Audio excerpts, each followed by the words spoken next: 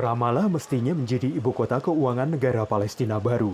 Tapi 25 tahun setelah perjanjian damai Oslo antara Palestina dan Israel, harapan akan sebuah negara merdeka telah koyak seperti bendera yang berkibar di atas pusat bisnis di Ramallah ini.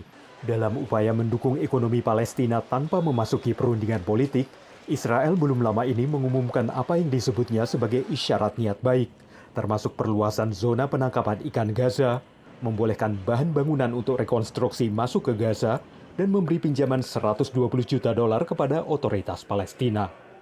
Tapi menurut sejumlah ekonom dan pebisnis Palestina, gerakan ekonomi Israel ini tidaklah cukup.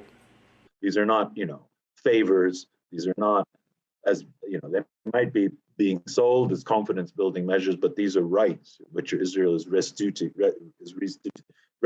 to the people of Gaza. Sebagian besar inisiatif ekonomi Israel itu diumumkan setelah pertemuan antara Menteri Pertahanan Israel Benny Gantz dan pemimpin otoritas Palestina Mahmud Abbas, yang merupakan pertemuan tingkat tinggi pertama dalam 10 tahun. That meeting will leave what we call economic impact, but not lasting, not sustainable, simply because these steps, without relying on what we call political settlement, just and fair political settlements, will not last, because soon we will probably go back to square number one, or even zero, and go back to clashes with Israel again and disputes.